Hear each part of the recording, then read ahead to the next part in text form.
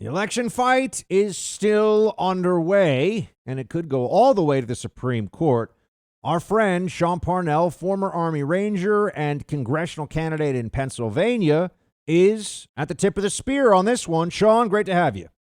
Hey, it's great to be back as always, Buck. Thanks for having me. So tell me where this stands right now, because people are looking still at Pennsylvania and thinking that may be where the wall is breached on this election. What's going on?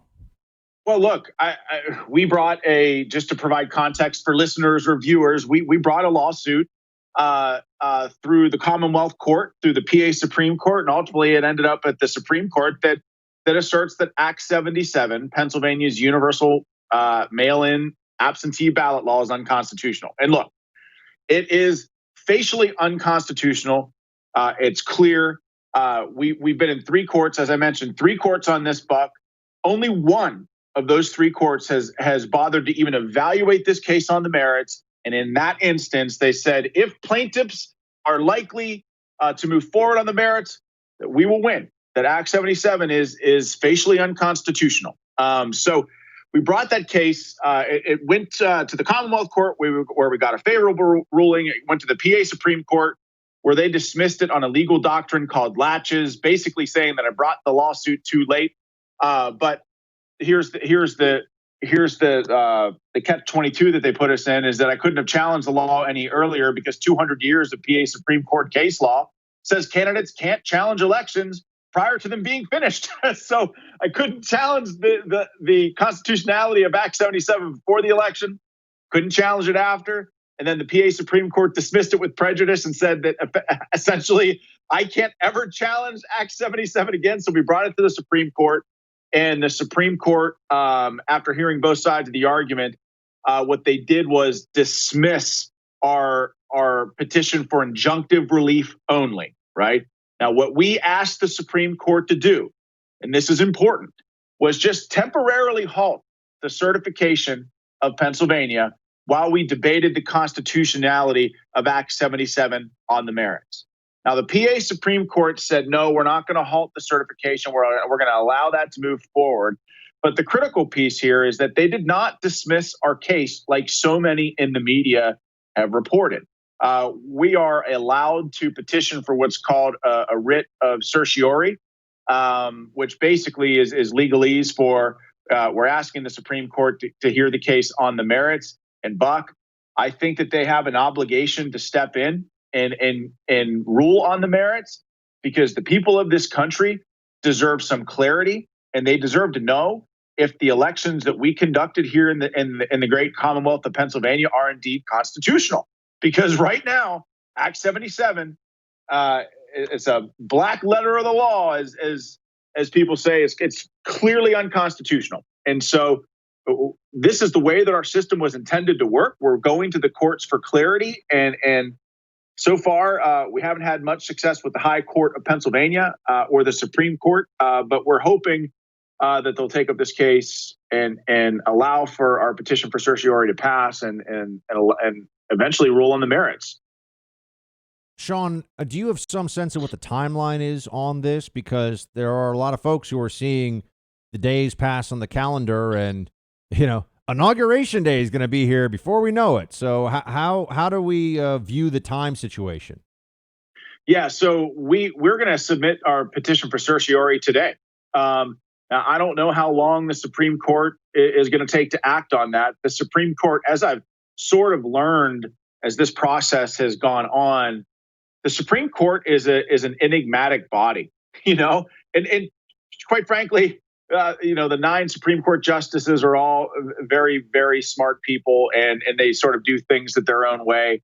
And a lot of people were reading into, it's a one sentence denial. Well, that's sort of typical. That's what they do. And it's a 9-0 opinion. There were no dissents. They don't weigh in on things like that. The truth is, it could have been a 5-4 decision. We have no idea, and anybody that is reporting it was 9-0 with no dissents has no idea either. So we're hoping that our petition for certiorari will be taken up in an expedited way, Buck, to try to give the American people a sense of clarity. But I'll add one more thing, that the only date that really matters, that constitutionally matters for the Supreme Court, is January 20th. So again, one of the things that I've learned throughout this process is that the Supreme Court can pretty much do whatever it wants with regards to issuing a remedy, as long as they follow the Constitution, of course.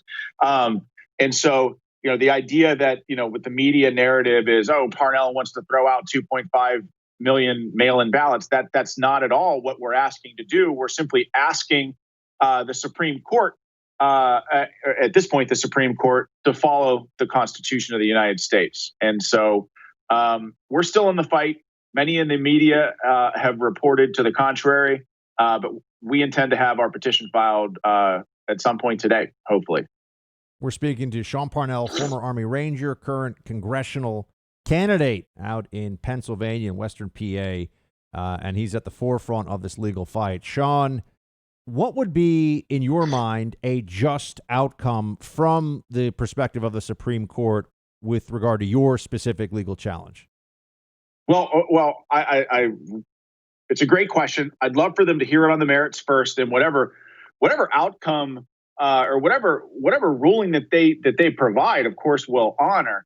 But the reason why I'm so steadfast in my pursuit of this is because, Buck, I believe that Pennsylvania and perhaps our nation is really in the midst of a constitutional crisis. So in Pennsylvania, let's say the court says, yeah, 2020 was messed up. Act 77 is unconstitutional. We're going to kick this back to the legislature to fix this problem. If you want to pass Act 77, do it the right way, pass a constitutional amendment. Well, the problem with that course of action, while I would certainly accept the fair, fix it moving forward, well, you're going to have 50% of the people in the state of Pennsylvania say, wait a second, the election in 2020 was unconstitutional and therefore illegal. 50% of the people aren't going to be okay with that. And on the flip side, if the Supreme Court says that, yes, Act 77 is unconstitutional, therefore any ballot submitted under that system is also unconstitutional and illegal, and we're tossing these ballots, well, guess what? That is also a very explosive decision. And the truth of the matter is, Buck, there's really no easy answer here.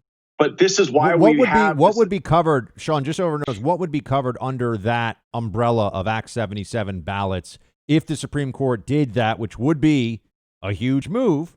What would be covered? Yeah.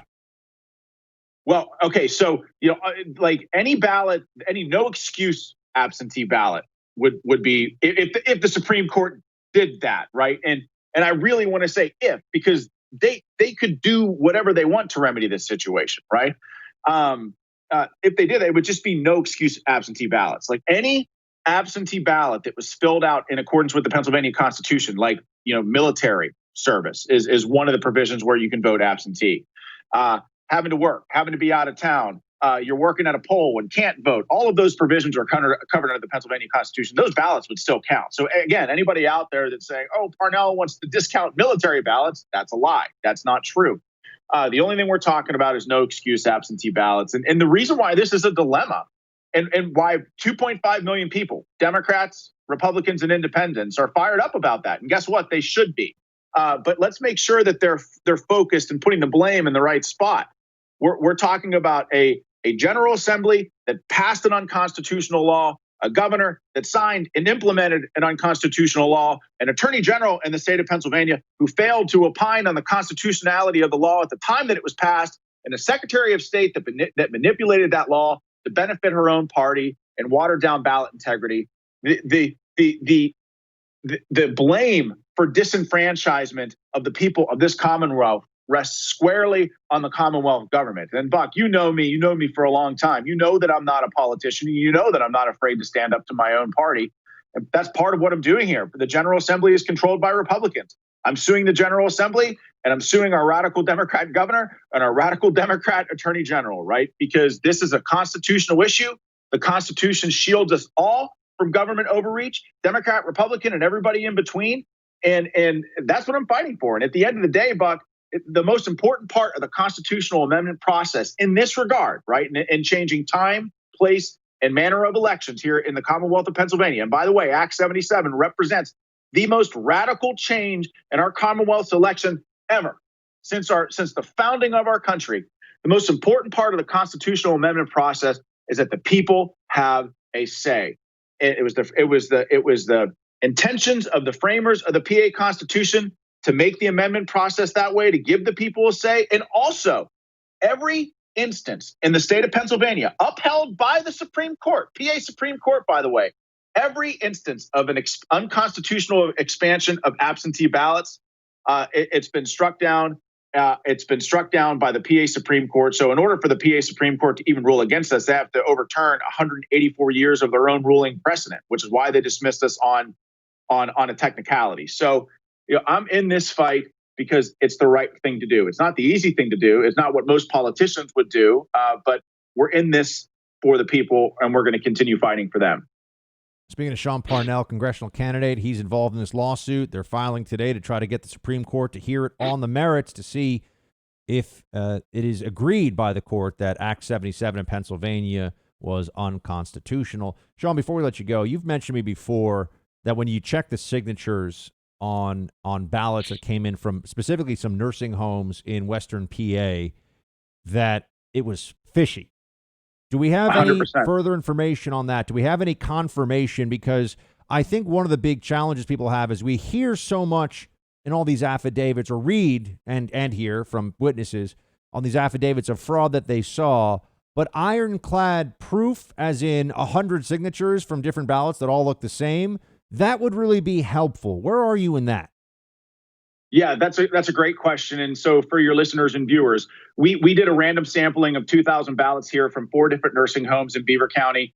We did a Freedom of Information request to get access to that information. After looking at it for 5 minutes, we realized that most of the handwriting was the same. The signatures appeared to be forged.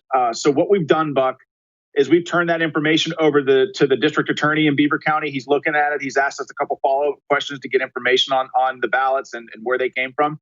And once the district attorney's investigation is done, he'll send it up to the U.S. attorney for the Western District of Pennsylvania. And so here's the challenge, Buck. We're on a very short timeline, right, to certify this election. As you mentioned, January 20th is going to come around pretty quickly, right?